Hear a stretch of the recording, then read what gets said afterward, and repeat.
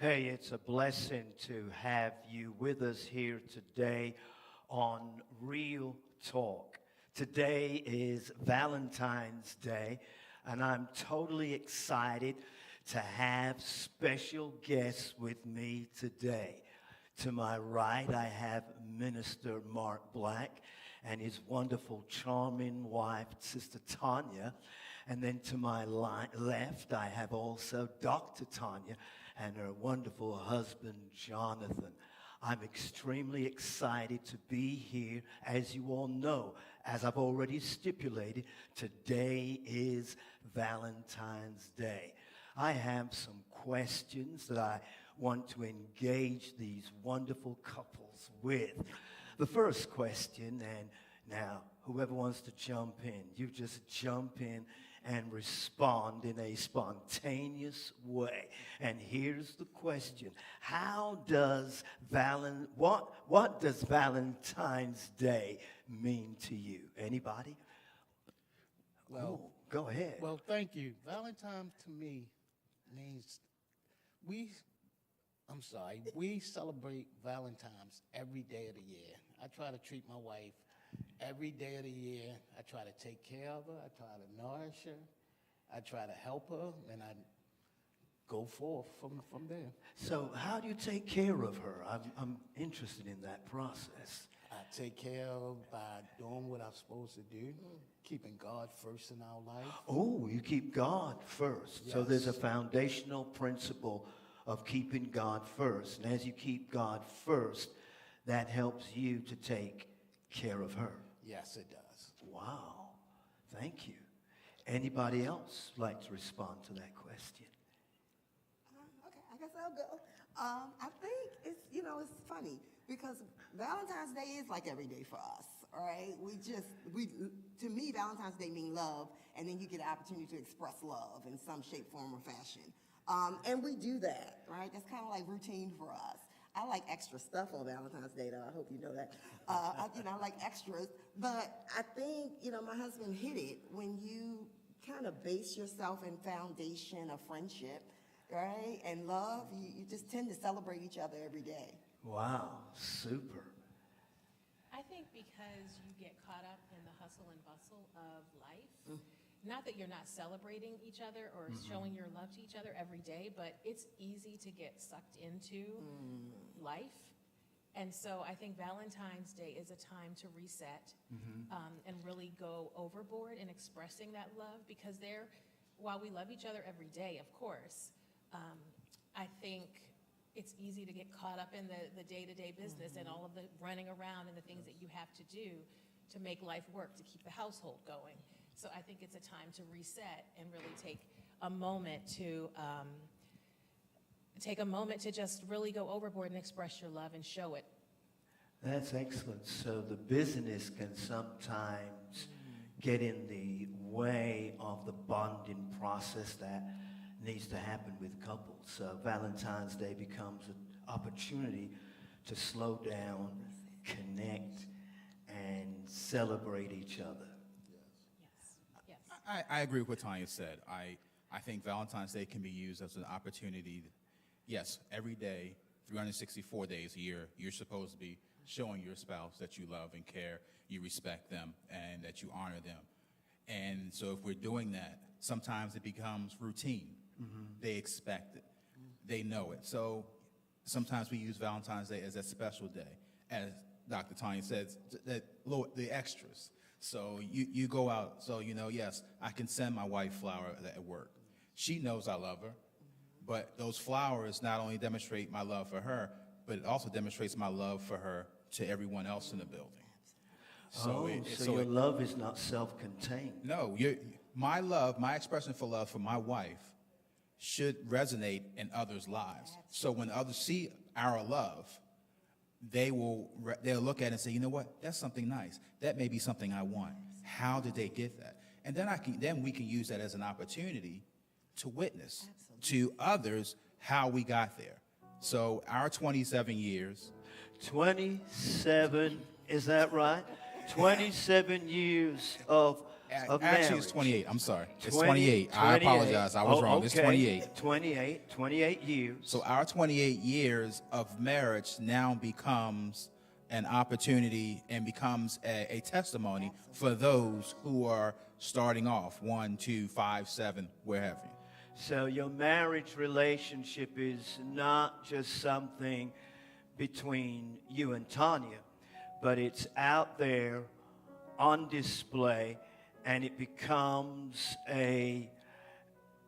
something that others can look at and say, you know what, whatever they got, I want it. I mean, yes, and that's exactly right. I mean, if you go back and biblically, Adam and Eve, right. The first thing that God established was a marriage, that union between Adam and Eve. So it must have been important because that was one of the first things that he did. And as we go forward, the thing that the enemy attacks most is marriage, because as he's divided a marriage, as he divides a husband and wife, now he can infiltrate, and he can divide the family. And then once he divides the family, it can spill out. But if we have a strong marriage, and it's not just Tanya and I, it's Tanya and I under God, then at that point in time, we demonstrate a strong marriage, and we keep God in there. I don't lean to Tanya, and Tanya's not my judge. Tanya doesn't lean to me, and I'm not her judge. We look at God, and God is our judge. And if we're doing what God wants us to do, then we'll both be in order. Absolutely. That's excellent. So the enemy attacks marriages. Oh, yes. How does he attack marriages? Can you give me some examples? Any of you? One of the ways enemy attack marriages is through our children. Through our children, through your Through our children. children, if the children can separate, if one come to mom and ask, and then go to dad and say, well, I told her no, and then mom tells her yes, it'll cause a division between us. And we try to stay on one accord and under God and with us, because we'll talk about things. Like if one of our children come to me and I say, well, go ask your mother, and if I don't care, we'll go that way. But, we try to stay together and unified in dealing with our children so we don't get separated. Okay, anybody else? I think I'm sorry. I think for me, I think about business and profession, day-to-day activity. It's difficult sometimes to find the balance that you need to maintain home and life and professional life and all of that. And one way the enemy consistently attempts to attack us is busyness, right? Being able to really make the foundation to say family first, regardless of all the opportunities and all the things that may present themselves as, big opportunities, especially in this COVID era. In this COVID era, it has forced us to be a little more intentional about our us time and really intentional about closing the door to busyness. And I think, again, busyness is an infiltrator of happiness in a home. Agreed. And I think communication is another way that the enemy attacks. Yeah. And Dr. Tanya and I, we are the feelies in the relationship. Women have feelings. Yeah. And so it is easy in communication to have those feelings stepped on. And the enemy can use those hurt feelings to build up walls between the two of you. and I'm not saying that your feelings don't matter, but I think you have to guard against it and realize and be able to recognize what he's doing. And with that said, it is vitally important that you communicate well with each other, that you understand that if I say this, it's going to make him feel a certain way.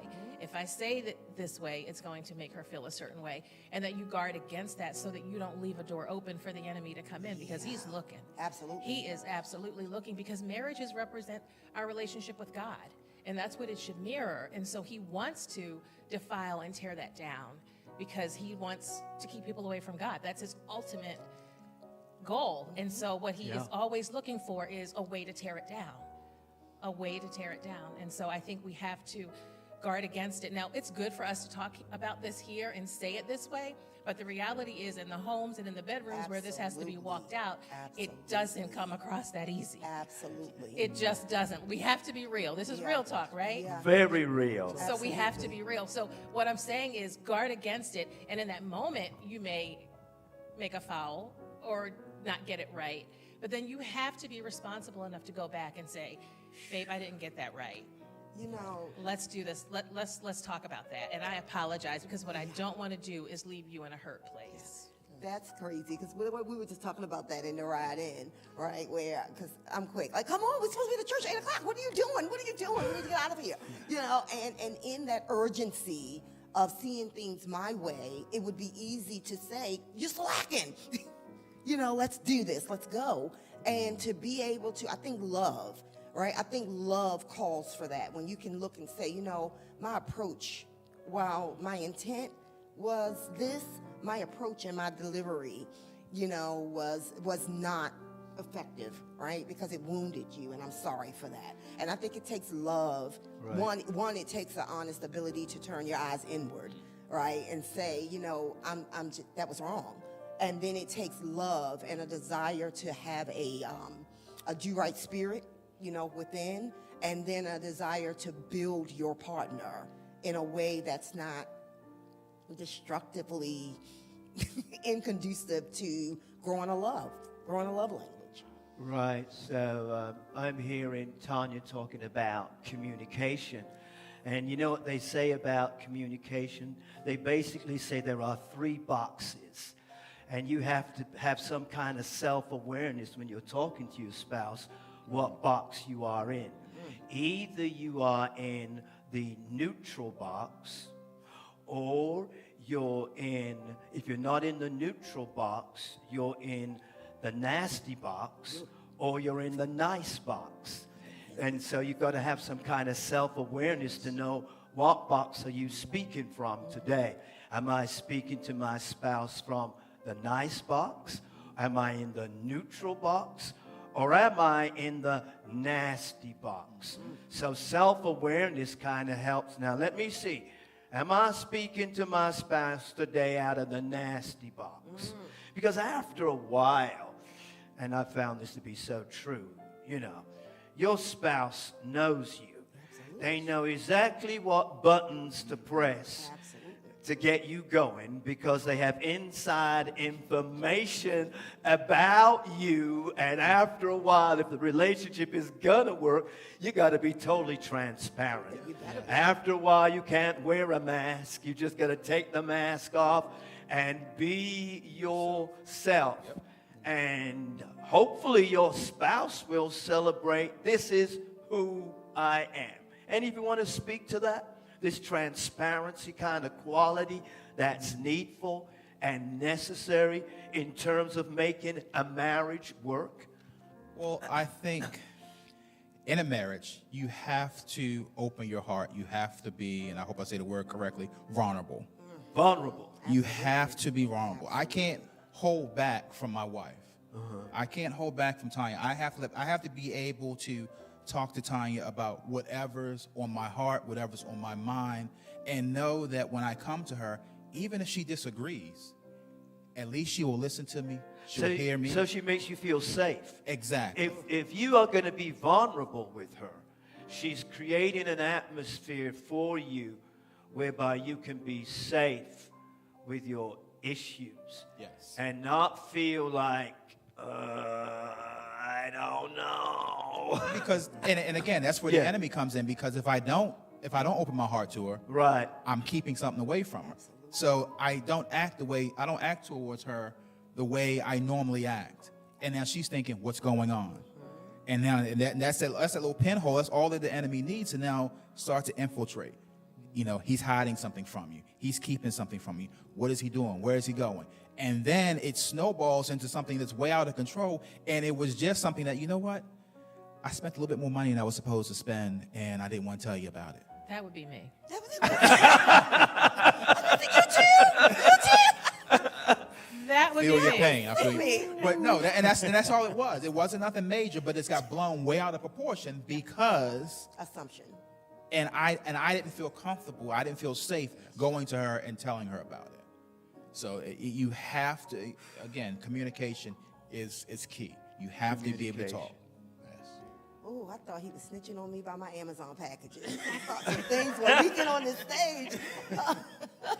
We're going to pray for deliverance from Amazon. We're going to pray. That's totally awesome. I told Amazon not to come to my house anymore. You had something? Oh, they're coming today. Wow. So communication is extremely important in the relationship in terms of making it work, and in terms of what ingredients would you say has caused your marriages to last? When you look at the years, how many years for you guys? It'll be 27 in August. 27, Yes. and you guys are 28? 28 August 28th. They got a year over you. A day, a year older. You're just Yes. behind them. But if you've A been year and married 6 that days. long, and I'm just here to celebrate you guys. Thank you, Because you've thank been you. married for 27 and 28 years. And my question is, if somebody's listening to Real Talk right now, what ingredient, what is it that has made the relationship work for 28 years, 27 years? What? Because somebody is saying, I know somebody's listening right now. God, how in the world are they still in love? And how come they're smiling at each other? Look, don't you see? They are smiling at each other. They're happy with each other. And somebody is saying, when I see my spouse, I'm just mad. But you guys, what is it? Go ahead, John. For us, For you. For For us. Did you hear that? for He us. didn't say for me. He said for us. Now, he's just revealed part of the chemistry that you guys got. Did you hear him say that? He said for us. And then his hand shifted from here to here, right where his heart was. I'm sorry, I just observed. No I problem. just couldn't, you just were so transparent for us. Go ahead, for us. us is faith. The It's faith faith. we had in God. Faith in God. Yes. Not only is this faith, it's having the understanding, having the commitment, being honest, being true, being, when I say I'm going to do something, I try to do what I say I'm You going to follow through. do. Yes. Oh, so you do what you do what you say you're going to do for her. Yes. Oh, and also you for get me. it done. Yes, sir. Oh, so that eliminates frustration. And it, Okay, that's good. and also I'm going to let my wife elaborate on some. I think, my husband and I are opposites. We're a lot opposites in personality, but what we are a direct sync on is our value system. Our value system is directly grounded and rooted in family. So even in the ugly days of our marriage, right? Because all days was not what we look like today. In the very beginning of our marriage, there was a lot of hiccups and ignorance and things that we just did not know about God and what God had established for us. So there was many years that we struggled to find our way to God, right, and to really understand what he had for us. But where we did not struggle and where we did not deviate was our idea of family, right? Our idea of family was that we wanted to create something that our children could look at us and understand where the values were, that family over everything was kind of our commitment to one another, even in the ugly days. Those values kind of kept us as glue. that we just didn't quit. So you had some ugly days. Oh, yeah. Oh, Ugly. Yeah. Ooh, they were dangerous. They, Ugly is probably a nice way to put it, right? Okay. They were pretty ugly. okay. But I hear you speak about that you're opposites. You know, when you think about opposites, they use the symbolism of a turtle. One's a turtle, and the other one's like the hailstorm. You ever seen a turtle? The turtle, when conflict arises, the turtle, sticks his neck out and then goes right back in. And the turtle is more even keel, more methodical, more reflective, more analytical, and thinking. Turtle.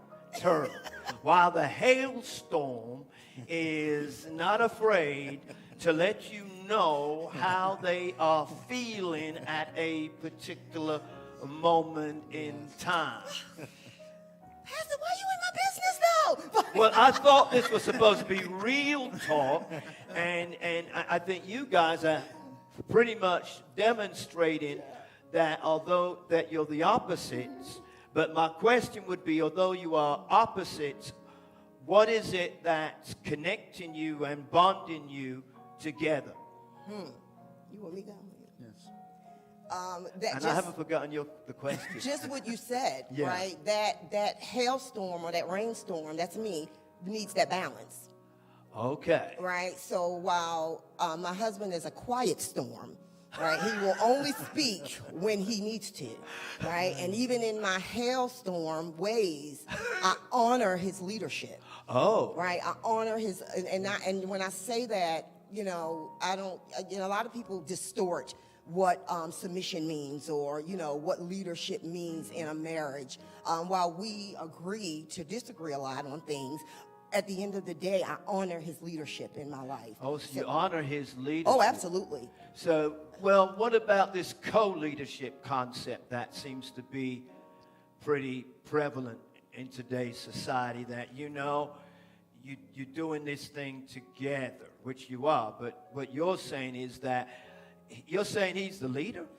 I am saying that, and what I mean by that is we are partners, but I will not override. If there is something that I am strong set on, which there are several things that I am strong set on, and the Lord has not revealed to him yet that's the direction that that's the direction that we need to go to. Yeah, okay.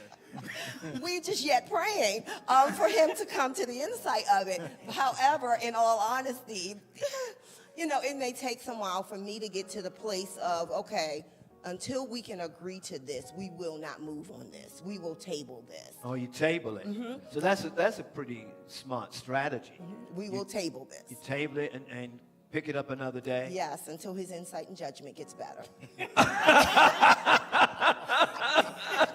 Can you speak to the question? Yes, our ingredient is God. And the ingredient is God. There's no way around it. There's no way around it because, first off, it's good to let couples know that it doesn't always look like this. And what they see in public all the time is not the real story. Oh. What you see on social media is not the real story. Wow. And so you have to understand that, yes, marriage does get ugly. You are taking two completely different people and expecting them to coexist. The only way that can work is by the Creator who put it together, That's right. and that's God. Okay. And so that is what, if you are faithful to God, then you're faithful in your marriage. Yeah. Wow. And if there is anything that's lacking, see, God is faithful. If there's anything that's lacking, then it's on this part of the equation. And we need to work that out. Yeah. And so like you said, Dr. Tanya, on days when it was ugly, it was my faithfulness to God that kept me in it. Because God is faithful and he watches over his word to perform it. Okay. And I like so that. if this falls apart, it's because I decided in my own flesh to walk away. Wow. Because God is a sustainer. Okay. God is a sustainer. And Got so you. if your focus is there, if this relationship is right, then this relationship can The be vertical right. and the horizontal. Absolutely. And Got you have to keep that in mind. You have to Okay. keep that in mind. And so while it sounds easy and this is what you may want, because there may be couples watching who are really in that ugly place. Yeah. Ugly You place. have got to know that you have got to get back to God Yeah. and allow God to make this okay. And both of you, if you are both there, God can't fail. So both of you've got to journey through the ugly The stuff ugly stuff. to get to the better stuff. Absolutely. Absolutely. Okay, I'm learning Absolutely. now. And, I think people want to choose which ugly stuff they want to deal with. Absolutely. Right? They treat the Ooh. Bible like a salad bar. Right, they treat the I Bible don't want like radishes. I don't want carrots. Absolutely. And we do not know what God is going to use to perfect a testimony. That's right. Right? We don't know. So I think it's important, for us, in the ugly stuff, we had effective leadership. Right? We sat under a ministry that developed us. Okay. That developed us in the word. And I think that's important for couples at all stages to have a minister, a pastor, a leader, another couple, a couple that's senior, to be able to guide you through those developmental stages, because that's what it is. Marriages go through developmental stages. So to be able to have what you need for each stage is critical in success. Wow, that's so insightful. And so I'm hearing this theme all the time about your marriage is not just for you, but it ought to be displayed. And so that others can see not so much what you say verbally, but after a while, people pick up things about your relationship, don't they? They pick up things. They connect with, is this working or not working? Let me ask you, can love be defined? I don't think it can be, because love encompasses so many things. Okay. There is, of course, there's that physical love, and I think that's one thing that confuses a lot of people. There's The that physical love? Yeah, physical love. What, you talking about the chemistry stuff? The chemistry. I'm talking. Okay, the chemistry stuff. We're talking about what? Dopamine? Dopamine that's released in the brain that gives you that giddy feeling. Yes. Euphoria. I'm Yes. walking on air. My heart is pounding. Yes. pounding. My knees are shaking. I found my true lover and I'm going nuts. And when he walked in the room, I just lost it. So we're talking about dopamine, and we're talking about the euphoric feeling that my oh my God, my palms are sweating. Right, I just- right.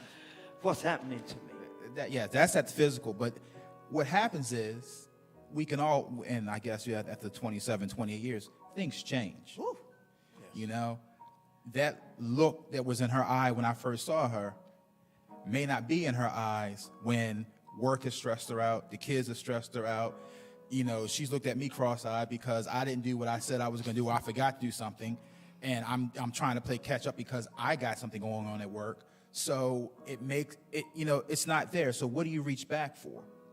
So love encompasses everything. Love is sacrifice. Love is caring. Love is protecting. Love is providing. Love is, all things, not all things, because only God can be all things, but trying to be as much as you can be for the other person. Love is a sacrifice. I have to realize, as my wife, I have to put her before I put myself. Okay. So That's if I'm awesome. putting her before myself, that means I'm going to do without. I'm not going to have. My feelings may not be answered right then and there, but I have to put her first because that's what the Bible tells me I'm supposed to do. But it's not always that easy. Right. And it's times when I have to reset and be like, whoa, I didn't do that right. Or I did it, but I did it begrudgingly. Only because I was supposed to do it. I didn't do it because I wanted to do it. I'm supposed to do this, so I guess I'll do it. But no, you have to change that mindset. And when if I'm looking to Tanya for that reassurance, I'm not always going to get it. Right. Because she can't reassure me. I have to look to God for that reassurance. So when I get it from God, and I read in the Word where God says, love your wife as Christ loved the church. Whoa, So that's heavy stuff. So brother. as I look at that, I'm like, well, what did Christ do for the church? He said he laid down his life for the church. I'm like, wow. So technically, I'm saying I'm supposed to lay down my life for my wife. And that's, think about that. That's totally. Think about that. Not all men are built to lay down their lives for their wife. Because if you were, you wouldn't walk away from her. Wow, that's awesome. That's awesome. That's totally awesome, Minister Marc Black. They say, since we're looking at 27 and 28 years of marriage, they say that marriage basically has 5 stages. We're talking about the journey of marriage. They say the first stage is the romantic stage. When you first, Lord have mercy, when you first see each other and you are romantically and you're just head over heels. And then after that, you go to another stage, which is the second stage, whereby there's struggle and conflict and the ugly stuff. And then if you can work through the ugly stuff, then the third stage is the commitment. Yep. You look at each other and you say, you know what? There you go. We're gonna make it. And then the fourth stage, they say, is transformation. Is that after a while, you begin to pour into each other and you become a better person because of your spouse. Yes. Yes. And the last stage, which I'm hearing you guys talk about, is the last stage whereby now you have this agape love, whereby you just love each other and it's unselfish and your spouse has worked on you down through the years and now you are a wonderful finished product. And I'm so appreciative of you guys being with us here today on Real Talk. And I have a special gift that I'd like to give you all at this particular time. Yeah. Thank you, Pastor. Thank you for having us. Yeah, glad to have you here with us. And it's totally awesome that you are with us on Real Talk. And well, something's coming. I believe it's coming.